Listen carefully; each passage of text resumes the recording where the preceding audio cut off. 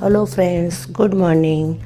આજે હું સરગવાનું શાક બનાવીશ. એના માટે મેં લસણ ફોલી લીધું છે, સરગવાને ધોઈ લીધો છે અને હવે સરસ નાના નાના કાકડા કરીને મેં એને સુધારી પણ લીધો છે. જોઈ શકો છો તમે કેટલો સરસ સુધારી લીધો છે. હવે આપણે તપેલીમાં તેલ મૂકી દઈશું.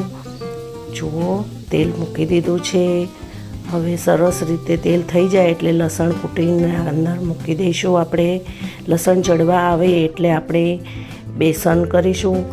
બેસન તેલમાં જ નાખવાનું છે, એટલે આપણે લસણ જેવું કકડી જાય એટલે બેસન તેલમાં નાખીને કકડાવી દઈશું. તમે જોઈ શકો છો. તમને ખબર છે સરગવાનું શાક ખાવાના ઘણા બધા ફાયદા હોય છે. આપણી પાચન શક્તિ સુધરે છે, હૃદયનો રોગ પણમાં ફાયદો થાય છે, આપણી ઇમ્યુનિટી સિસ્ટમ સુધરે છે, આપણને સ્વાસ્થ્યને લગતા ઘણા બધા ફાયદા થાય છે સરગવાનું શાક ખાવાથી. વજન ઉતારવામાં પણ ઘણો બધો ફાયદો રહે છે. એનાથી આપણા શરીરમાં કોઈ પ્રકારનું સંક્રમણ થયું હોય તો એમાં પણ લાભ મળે છે. તો તમે પણ સરગવાનું શાક ખાઓ. જો આ રીતે બનાવશો તો એકદમ સરસ ટેસ્ટી બનશે. લોટ જો બેસન આ રીતે તેલમાં જ કકડી જશે તો બહુ સરસ એનો સ્વાદ આવશે.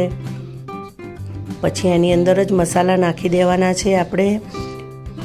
જુઓ, મેં હળદર નાખી છે, મરચું નાખ્યું છે, હિંગ નાખી છે અને મીઠું પણ આપણે સ્વાદ અનુસાર નાખી દેવાનું છે. બરાબર આ રીતે જ્યારે લોટ બરાબર કકડી જાય અને મસાલા બરાબર સતળાઈ જાય એટલે એની અંદર આપણે સરગવાની શીંગો જે સુધારીને રાખી હતી એ નાખીને એકદમ સરસ રીતે મિક્સ કરી દઈશું. સરગવાનું શાક ખાવાથી ઘણા બધા ફાયદા થાય છે. તમે જોઈ શકો છો. સરગવો ખૂબ જ આપણા સ્વાસ્થ્ય માટે સારું હોય છે અને ફાયદામંદ હોય છે. જો આપણા શરીરમાં સોજા આવતા હોય તો એ પણ ઉતરી જાય છે. આંખો માટે પણ લાભદાયક છે, સ્કિન માટે પણ લાભદાયક છે. એટલે સરગવાનું શાક તો આપણે અચૂક ખાવું જ જોઈએ.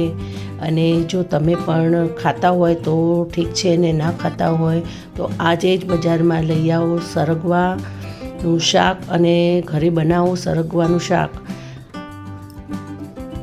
જુઓ, મેં હવે પાણી લીધું છે, અંદર આમ પ્રમાણસર હવે મીઠું નાખી દીધું છે અને જરૂરિયાત પ્રમાણે થોડીક મીઠાશ માટે મેં ખાંડ પણ ઉમેરી છે. ખાંડ ઓપ્શનલ છે, જો તમારે ન ખાવી હોય તો તમે ન નાખશો. હું નાખું છું, એનાથી મારા બાળકોને બહુ જ સરસ લાગે છે, મીઠો લાગે છે, એટલે સરગવાનું શાક એ લોકો હોંશે હોંશે ખાય છે. હવે આપણે એને ઢાંકીને ચડવા દઈશું. જુઓ, સરગવો સરસ ચડી રહ્યો છે. સરગવો પ્રોટીન અને કેલ્શિયમનો એક સારો એવો સ્ત્રોત હોય છે.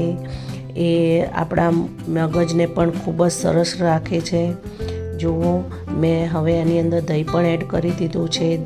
દહીંની ખટાશના કારણે સરગવાનું શાકનો સ્વાદ પણ સરસ આવશે અને દહીંમાં રહેલા જે પ્રોબાયોટિક ગુણો છે એના લીધે આપણું પાચન શક્તિ પણ બહુ સરસ થાય છે. આનાથી આપણને કોઈ જાતનું સંક્રમણ થતું નથી. તમને પણ જો આ વિડીયો ગમ્યો હોય તો મારા વિડીયોને લાઈક કરી દેજો અને સરગવાનું શાક આજે જ બનાવીને ખાઈ લેજો. તમારી તબિયત હેલ્ધી રહે, સ્વસ્થ રહે. જય શ્રી કૃષ્ણ. આમ જ મારો વિડીયો જોતા રહો અને લાઈક કરતા રહો અને મારી ચેનલને સબસ્ક્રાઈબ તો જરૂરથી કરી જ લેજો. બાય. જય શ્રી કૃષ્ણ.